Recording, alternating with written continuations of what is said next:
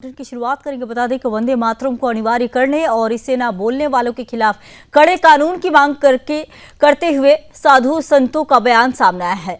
श्री कृष्ण जन्मभूमि मंदिर केस के मुख्य याचिकाकर्ता दिनेश फलाहारी महाराज ने प्रधानमंत्री नरेंद्र मोदी को पत्र लिखकर आग्रह किया है कि संसद के मौजूदा शीतकालीन सत्र में वंदे मातरम के संबंध में कड़े प्रावधानों वाला कानून लाया जाए। फलाहारी महाराज ने पत्र में लिखा कि हिंदुस्तान में रहने वाला हर व्यक्ति चाहे किसी भी धर्म या संप्रदाय का हो, यदि वंदे मातरम नहीं बोलता है तो उसके मन में राष्ट्र प्रेम की भावना संदिग्ध मानी जानी चाहिए। उन्होंने मांग की है कि ऐसे लोगों को राष्ट्र विरोधी मानते हुए सख्त दंड देश से निकाला या फिर फांसी तक का प्रावधान किया जाए। उनका दावा है कि इससे देश की संप्रभुता मजबूत होगी और छिपे हुए गद्दारों का मनोबल टूटेगा। उन्होंने आगे कहा कि पाकिस्तान, चीन, इंडोनेशिया, ऑस्ट्रेलिया और खाड़ी देशों में राष्ट्रीय गीत और प्रतीकों के प्रति कड़े नियम है, इसलिए भारत में भी कठोर कानून बनने चाहिए। पत्र में उन्होंने कांग्रेस पर भी आरोप लगाया है। उन्होंने कहा कि पिछली सरकारों ने मुस्लिम परस्त होकर लचीले कानून बनाए, जिन्हें अब बर्दाश्त नहीं किया जा सकता। फलाहारी महाराज ने कहा कि वंदे मातरम वही बोल सकता है जिसके दिल में हिंदुस्तान बसता है, जिसके मन में पाकिस्तान है। अवैध घुसपैठिए, बांग्लादेशी और पाकिस्तानी समर्थक वे वंदे मातरम नहीं बोल सकते। उन्होंने प्रधानमंत्री से मांग की है कि ऐसे लोगों को राष्ट्रद्रोही मानकर कठोरतम सजा का प्रावधान किया जाए। आपको बता दें कि दिनेश फलाहारी महाराज वही संत हैं जिन्होंने 3 वर्ष पहले संकल्प लिया था कि जब तक मथुरा मंदिर परिसर से मस्जिद नहीं हटेगी वे भोजन नहीं करेंगे और जूता चप्पल भी नहीं पहनेंगे। वे आज भी अपने संकल्प पर कायम हैं।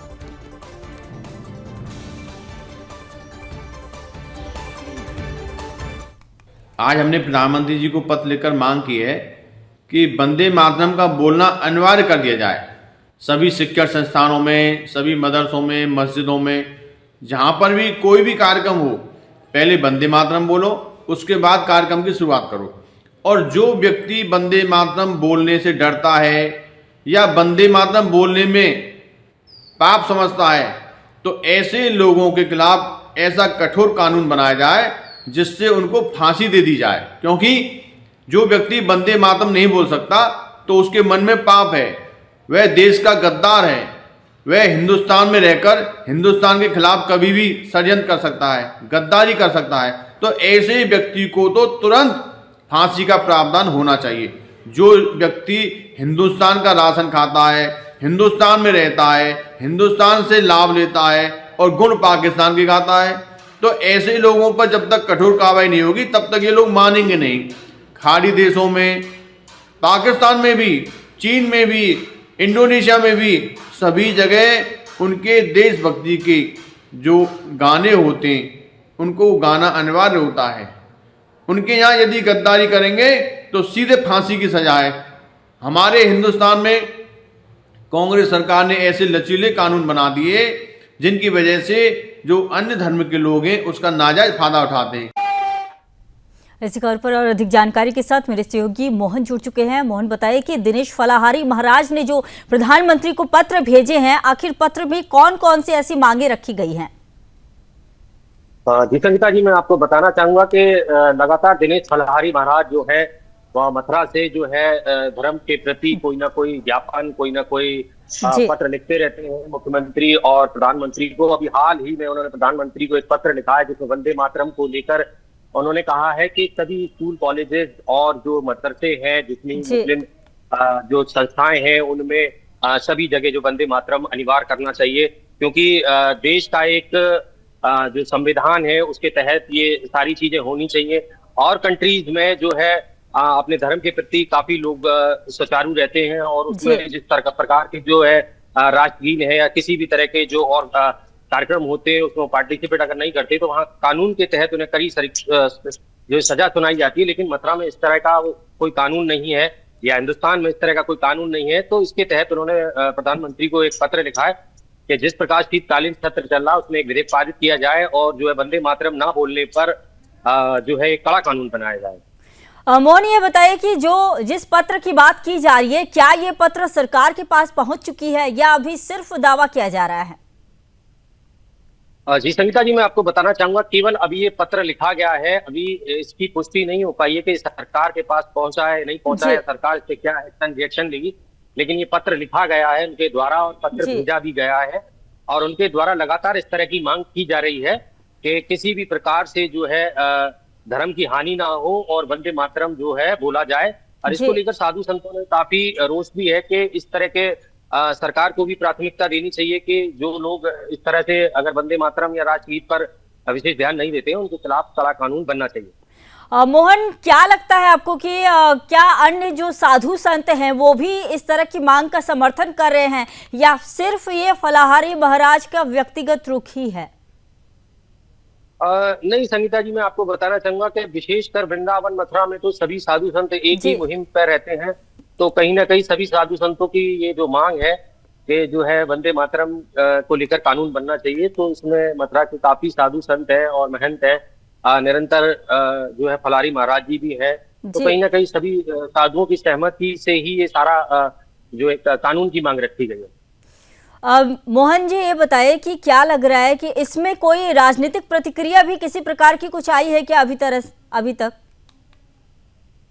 जी संगीता जी, मैं बताना चाहूंगा, मथुरा एक बड़ा शहर है, धार्मिक स्थल है, जी भगवान श्री कृष्ण की जन्म स्थली है। तो यहाँ पर जो है इस तरह की चूकों का मतलब कहीं ना कहीं धर्म को आघात ही होता है। जी और मथुरा में अभी तक जितने भी महाराज हैं, साधु संत हैं, अभी हाल ही में जो है बागेश्वर बाबा ने भी अपनी शोभा यात्रा निकाली थी धर्म को लेकर। तो कहीं ना कहीं साधु संत यहाँ पे काफी जागरूक रहते हैं इसको लेकर। और बात करें पॉलिटिकल की, तो यहाँ पर बिल्कुल। कभी इस तरह का माहौल देखा नहीं गया कि कोई भी पॉलिटिकल अप्रोच या पॉलिटिकल नेता जो साधु संत के समर्थन में आए हो। तो इस तरह का भी कोई भी औपचारिक नहीं हुआ है कि कोई भी साधु संत या महंत जो इन्होंने जिस तरह से ये लेटर लिखा है उसके जी संग जो है कोई राजनेता अभी तक सामने आया हो। लेकिन मोहन, जिस तरह से कांग्रेस पर भी पत्र में आरोप लगाए गए हैं, तो क्या लग रहा है कांग्रेस पर जिस तरह से आरोप लगे हैं उससे विपक्ष की क्या प्रतिक्रिया आई है? किसी तरह से विपक्ष ने प्रतिक्रिया दी है क्या? जी संगीता जी, मैं बताना चाहूंगा, 6 दिसंबर शौर्य दिवस पूरी भारतवर्ष में मनाया जाता है। लेकिन वहीं मथुरा में कुछ चीजें ऐसी देखने को मिली कि शौर्य दिवस पर जो है कांग्रेस के कुछ नेता थे जो मुस्लिम समुदाय के लोगों का समर्थन कर रहे थे, और वहां विशेषकर वो पहुंचे और जी उन्होंने जो है लोगों को अपनी प्रतिक्रिया दी कि इस तरह से नहीं होना चाहिए, ये तो बाबरी ध्वंस का मामला है और तुम लोग शौर्य दिवस मना रहे हो। तो कहीं ना कहीं कांग्रेसियों का ये हमेशा मोटिव रहा है कि मुस्लिम समुदाय को एक बढ़ावा देने का, और कहीं ना कहीं जी सनातनियों के विरोध रहते हैं। तो अभी फिलहाल इस तरह की कोई प्रक्रिया नहीं आती है, लेकिन ऐसी कोई बड़ी बात नहीं है कि कोई बड़ा राजनीति पार्टी या मथुरा से कोई भी राजनीति दल कांग्रेस का इसमें हस्तक्षेप कर बयान दे सकता है। मोहन, ये बताइए कि स्थानीय लोगों की इसमें कोई प्रतिक्रिया आई है क्या? क्योंकि जनता की प्रतिक्रिया भी बहुत ज्यादा मायने रखती है ऐसे मामलों में। नहीं संगीता जी, लगातार मथुरा की जनता भी जो है सनातनी धर्म के प्रति काफी जी जागरूक है, और जिस प्रकार से धार्मिक स्थली है, यहाँ लोग आते हैं दूर दराज से श्रद्धा भाव से। तो कहीं ना कहीं मथुरा के लोग भी ये सारी चीजें मानते हैं कि जिस जी तरह से मथुरा में धर्म का प्रचार होता है या धर्म के यहाँ पे जो लोग आते हैं दर्शन करने एक श्रद्धा भाव से, तो अगर हम भी कहीं जाते हैं तो वो श्रद्धा भाव सभी राज्यों में मिले। तो कहीं ना कहीं इसको लेकर भी एक बड़ा सा लोगों के जहन में रहता है कि वंदे मातरम भी जो है सभी राज्यों में जी होना चाहिए, और विशेषकर यूपी में। तो कहीं ना कहीं लोगों की राय भी यही है कि इसमें जो है कोई फेरबदल नहीं होना चाहिए और कड़े कानून बिल्कुल, जरूर कहीं बनने ना चाहिए। कहीं लोगों की राय भी यही है, और लोग भी चाहते हैं कि वंदे मातरम बोलना चाहिए। वंदे मातरम जो नहीं बोलता है उसे देशद्रोही बनाना चाहिए। बहुत धन्यवाद मोहन, आपने पूरी जानकारी दी।